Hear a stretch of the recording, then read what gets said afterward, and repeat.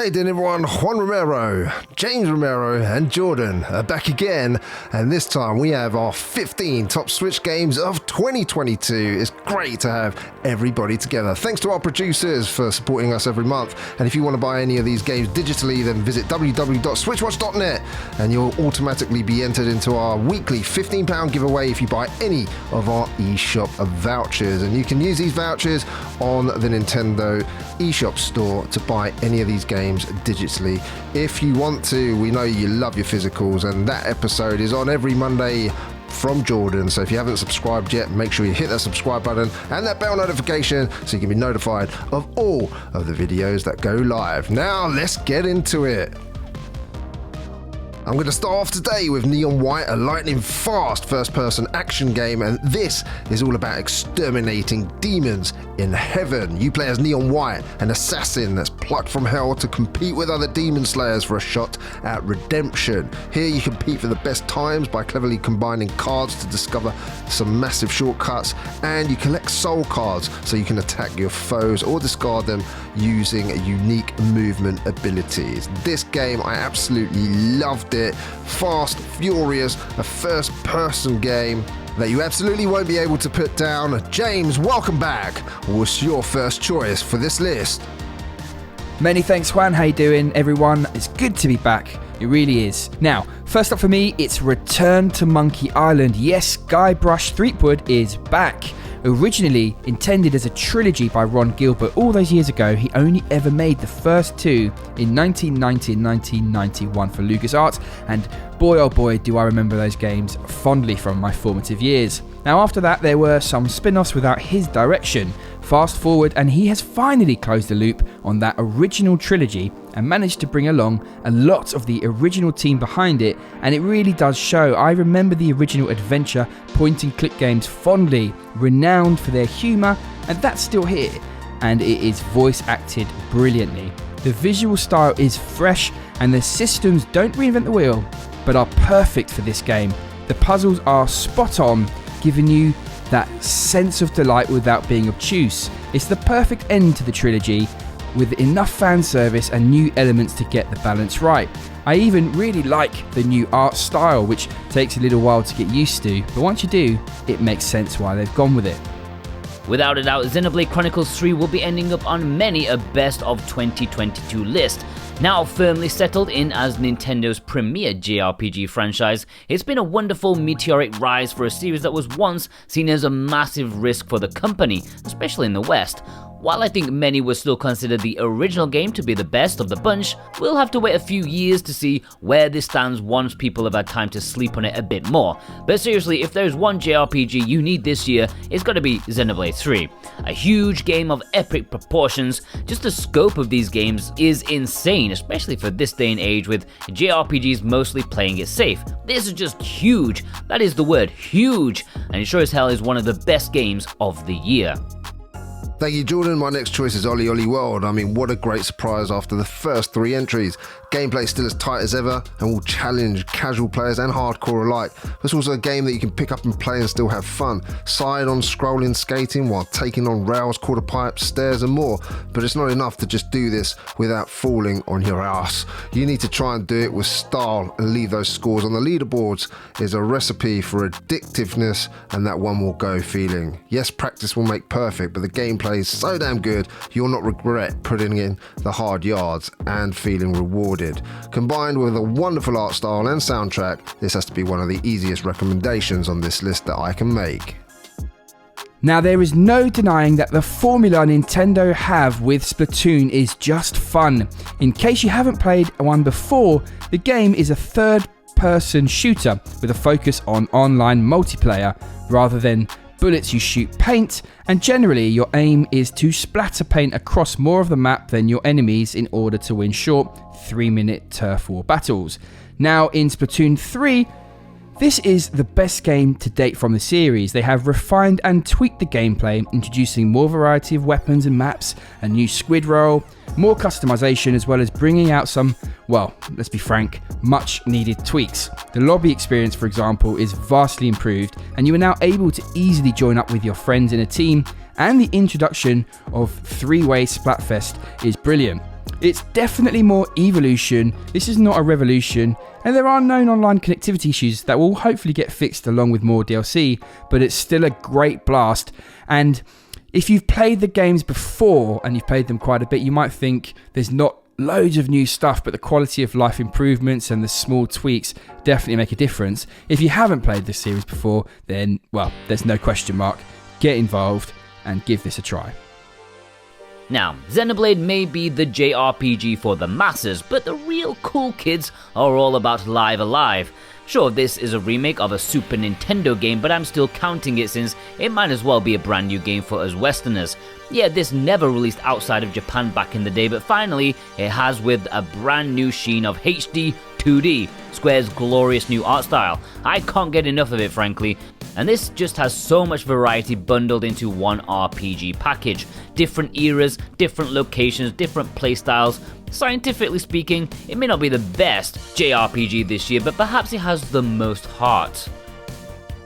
We all love those brawlers, don't we? And especially ones that feature gameplay that's rooted in those timeless classic brawling games that you've played back in the past. I mean, this takes you back to the 1980s.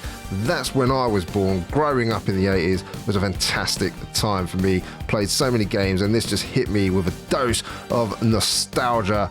Loved that they brought this out, and it's just absolutely fantastic. You can get 6 players playing simultaneously. I can't tell you how much fun I've had with family and friends sitting on the couch playing this one, bringing you back to the 80s, full colour pixel art graphics and that old school gameplay with those fresh mechanics. As I say, playing 6 players with this is absolutely brilliant. It's just so much fun. Every character, vehicle, weapon, item and background is directly inspired by the 1987 TV show, making you feel like you've just basically hopped into the TV and played this game. Loads of humour too, and it's really action-packed. Cannot recommend this one enough. I'm sure many of you have picked this one up already. AI The Somnium Files Nirvana Initiative is a superb follow-up to the first game and can be enjoyed by returning or new players alike. At its heart, it's a murder mystery visual novel, but the gameplay is split into those sections and puzzle-solving dungeons in the form of a sink, diving into suspects' subconscious to find their hidden secrets. It's an eclectic game that is underpinned by superbly written characters and dialogue and really beautiful visuals. The story is really riveting. There's a little bit of humour, tension, science fiction, and, of course, time hopping. The mystery grips you from start to finish. This is one not to sleep on if you like visual novels. Okay, I am not done with the HD 2D stuff quite yet, but I swear it's not because of the art style that I'm picking Triangle Strategy.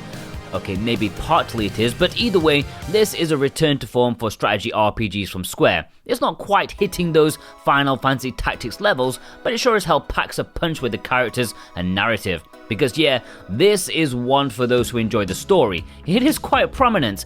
It may be an hour or so of chatting between getting into the tight strategic gameplay. I'm actually looking forward to giving the Diaphil Chronicle a try, since it's another strategy game from Square this year. That looks decent too, but not HD 2D decent.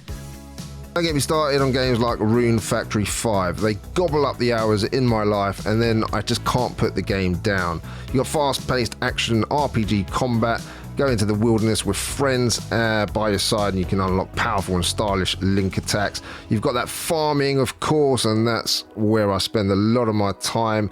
You can tame monsters to serve as your helpful farmhands too, and grow a wide variety of crops off the backs of dragons if you want to, and of course relax in your new home. And you can cook, craft.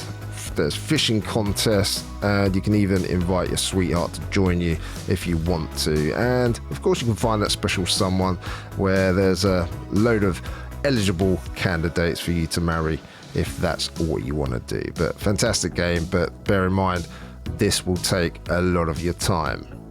Now, I love the old classic management sim games like Theme Hospital and Theme Park with their blend of management sandbox and good old humour, and 2 Point Hospital did a great job of recreating that feeling. I was a bit dubious with this 2 Point Campus release that a university campus could be a fun setting for this type of game, but I was pleasantly surprised. It builds well on the last game and manages to cram the laughs in. Some of the announcements you will hear on the campus radio are really well done. It builds on the last game nicely too, particularly in the size of campuses and the buildings that go into them. They are huge. What I love here is that whilst you are in it to make profit, like all these games always are, this time around there is more of a focus on fostering a great environment for your students to excel. Now, in order for them to do that and ultimately do well, giving them recreational activities and focusing on getting strong staffing leads to better results. You need to put a bit more attention into the layout and how the environment is going to fit them. And what that does is it makes the game a little bit more accessible than other games of this type, but it also lets you be quite creative, as I said, especially with that lots of space. Now, the only downside to the expanded scope is the frame rate can take a hit as your campus becomes a monster, and it can get a little bit fiddly with such a small screen, to be honest. But nevertheless, this is a great game packed with fun and a whole bunch to do. Kirby finally got a full 3D adventure this year. It's only taken, 30 years? And what a wait it was, because this charming action platformer has it all. Kirby and the Forgotten Land is The Last of Us, but with a cute-as-buttons destroyer of worlds trying to save Waddle Dees rather than Ellie, which, in my opinion, is a greater cause anyways. This game is a joy of discovery, a laid-back adventure anyone can enjoy, and many consider it to be one of the best Kirby games ever made. Too easy? Maybe a little, but that's what makes Kirby so chill, and the way they almost made a 3D Mario game with Kirby instead makes this an essential game on the Switch in my opinion, almost up there with Odyssey. My last choice on this list would have to be Mario Strikers Battle League. I love a good football game, and combined with some of my favourite Nintendo characters, getting my daughter more into football was a recipe for a good time. I'm not saying here that this is the best football in the world. Sadly, that's been lacking since Pro Evo 2021, but I digress. This game is not about realism and is a welcome distraction. An arcade experience which is polished, gameplay which is fun, silly, and will make you laugh while playing with family and friends, which is why it's one of my favourite experiences of 2022. Maybe not the best game, but as an experience, great with family and friends. Whether you are brawling, skillfully scoring a goal, or laughing with your friends at the insane match you just had, it's a great game to play locally, and friends and family elevate this to new heights. And even if you don't like football or soccer, for our American friends, I challenge you not to get some enjoyment out of this one. And of course, we could not include a list of the top 15 games this year without including this one. In many ways, we've had the same formula with mainline Pokemon games in the series since its inception 25 years ago, and that's become fairly stale for many, especially those who have grown up with the series like myself, and now you're seeing all sorts of mobile games and merchandise, and the actual series itself, well, that's been lacking a bit. Now, fast forward and Pokemon Legends Arceus has thrown out the old. This time around there's a big open world to explore. Gym leagues are gone and combat has been completely overhauled. It's kind of like the Pokemon game that I dreamed of, and it does a lot right, breathing some well-needed fresh air into the series. Battling huge Pokemon in an open world and sneaking up on them to catch them without going into different screens, crafting, and all sorts of great features. In the story, you've gone back in time to an untamed world with just a single city, and you are out there creating the first ever Pokédex on paper. It's great, but it also highlights the downside, which is the large world with 5 different biomes being quite sparse in a lot of places, and unfortunately the graphics are sorely lacking. Nevertheless, it really is the change that I was craving, and for the first time in ages, I can't wait to see what they do next with this series. Fire Emblem Warriors 3 Hopes is not the best Masu game ever made. That would obviously go to Dynasty Warriors 3, Fight Me, but it is close. Yeah, there ain't no Diao Chan, no Lu Bu, which is a shame, but on the other hand, there's definitely no slightly racist accents, a bit of give and take. But anyways, moving focus away from DW3, Fire Emblem Warriors 3 Hopes is kind of a double sequel. A sequel to the first Fire Emblem Warriors game, which I wasn't much of a fan of, and of course Fire Emblem Three Houses, the best-selling game in the series, and it did justice to both, fine-tuning the gameplay, making it one of the essential Masu games on the Switch. using the characters you love from Three Houses, but then taking place in an alternate timeline so they don't mess with your headcanon too much. I think a lot of people enjoyed this even more than Age of Calamity.